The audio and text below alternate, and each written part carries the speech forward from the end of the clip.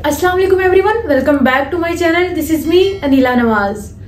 तो आज की वीडियो के अंदर हम स्टार्ट करेंगे प्रॉपर अपना मैक्रो इकोनॉमिक्स की सीरीज को।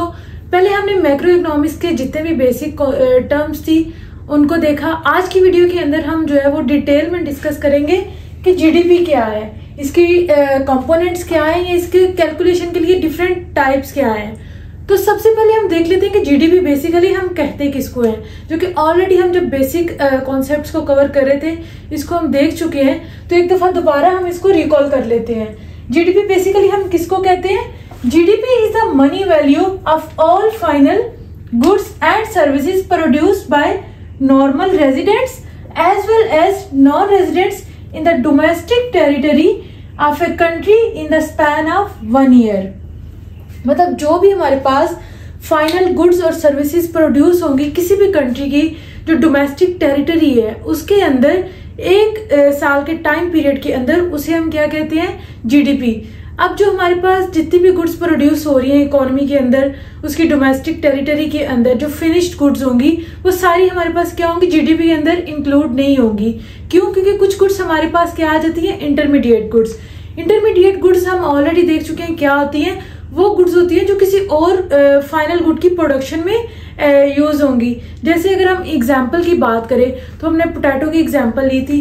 कोई भी कंट्री है जैसे वो उसके अंदर क्या होती है? पोटैटो प्रोड्यूस होते हैं। वो पोटैटो जब प्रोड्यूस होंगे तो वो क्या है? हमारे पास एक फिनिश्ड गुड है। अगर वो डायरेक्टली कंज्यूम कर लेंगे कंज्यूमर्स, मतलब उसको परचेज करके वो खुद यूज करेंगे, तो वो हमारे पास क्या हो जाएगी? फाइनल गुड हो जाएगी और वो जीडीपी के अंदर काउंट होगी। लेकिन अगर वही पोटैटो कोई फर्म परचेज करती है या फिर कोई और बिजनेस ओनर उसको परचेज करके उसको कन्वर्ट कर देते हैं लेस के अंदर या फिर चिप्स के अंदर, तो वो अब हमारी फाइनल गुड क्या होगी? वो लेस या चिप्स होंगे, तो वो जीडीपी के अंदर कैलकुलेट होगी। पोटैटो को यूज करके उन्होंने लेस या चिप्स जो भी बनाए हैं उस केस के अंदर पोटैटो हमारे पास जो है वो जीडीपी के अंदर कैलकुलेट नहीं होगा। इसी तरह अगर हम टायर की एग्जांपल लें तो टायर भी क्या है? एक फिनिश्ड गुड है। अगर वो डायरेक्टली यूज हो जाएंगे, कंज्यूमर उसको यूज करेंगे अपनी कार के अंदर फिट करने के लिए, तो वो क्या है? वहां पे फाइनल गुड है। और इसके अलावा अगर कोई इंडस्ट्री या कोई फर्म उसको टायर को खरीदती है और फिर उसकी कार की असेंबलिंग के अंदर उसको यूज करती है, तो उस केस में वो हमारे पास क्या है? As a intermediate good use हो रहा है। तो इसलिए जीडीपी के अंदर जितनी भी हमारी फाइनल गुड्स होंगी जो कि कंज्यूमर क्या करेंगे? कंज्यूम करेंगे, उनकी कैलकुलेशन होगी। फिनिश्ड गुड्स क्योंकि समटाइम्स उनको डायरेक्टली फाइनल गुड के तौर पे यूज किया जाता है और वैसे भी एज ए इंटरमीडिएट गुड्स भी, तो इसलिए हम फिनिश्ड गुड्स को जीडीपी के अंदर कैलकुलेट नहीं करते बल्कि फाइनल गुड्स को कैलकुलेट करते हैं। उसके अलावा जो हमारे पास सेकंड क्या है? Domestic territory. एक कंट्री की जो डोमेस्टिक टेरिटरी है उसके अंदर जितनी भी प्रोडक्शन होगी वो हमारी जीडीपी के अंदर कैलकुलेट होगी। और उसके अलावा टाइम पीरियड हमारे पास जो है वो 1 ईयर का होता है जीडीपी की कैलकुलेशन के लिए। जैसे यहाँ पे जो इसके इंपॉर्टेंट पॉइंट्स हैं वो मैंने लिख दिए हैं। क्या होना जरूरी है? फाइनल गुड्स होना जरूरी है जीडीपी की कैलकुलेशन के लिए। उसके अलावा territorial boundary of the country, जो भी डोमेस्टिक टेरिटरी है कंट्री किसी भी कंट्री की, उसके अंदर जो रेजिडेंट्स हैं या नॉन रेजिडेंट्स हैं जो भी प्रोडक्शन करेंगे वो जीडीपी के अंदर कैलकुलेट होगी। उसके अलावा हमारे पास क्या? टाइम पीरियड 1 ईयर का होना चाहिए। हम बात करें तो जीडीपी इतना इंपॉर्टेंट क्यों है? जीडीपी किसी भी इकोनॉमी की हेल्थ को या फिर इसकी ग्रोथ को चेक करने के लिए इम्पोर्टेंट है, क्योंकि जितनी गुड्स और सर्विसेज किसी कंट्री के अंदर ज्यादा प्रोड्यूस होंगी तो इसका मतलब उसकी जीडीपी क्या हो रही है? इंक्रीज हो रही है। और अगर जीडीपी इंक्रीज होगी तो इसका ये मतलब है कि उस कंट्री की ग्रोथ जो है वो ज्यादा हो रही है, इकोनॉमी की हेल्थ क्या है? इंप्रूव हो रही है। तो अगर हमारे पास जो है कंट्री के अंदर जो है प्रोडक्शन ज्यादा होगी, मतलब जो भी हमारे रेजिडेंट्स हैं वो क्या करेंगे?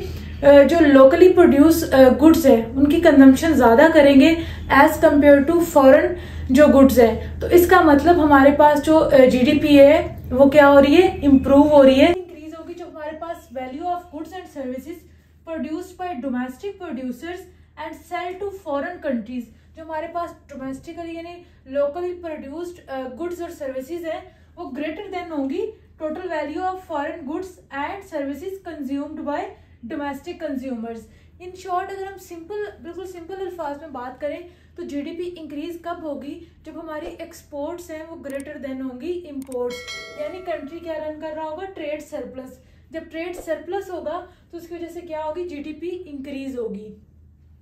तो अगर हम बात करेंगे जीडीपी डिक्रीज कब होगी? जब क्या होगा? Trade deficit. डेफिसिट क्या होता है? Total value of foreign goods and services consumers buy greater than total value of goods and services domestic producers sell to foreign consumers. मतलब जो हमारे पास इंपोर्ट्स हैं वो ग्रेटर देन होंगी एक्सपोर्ट्स।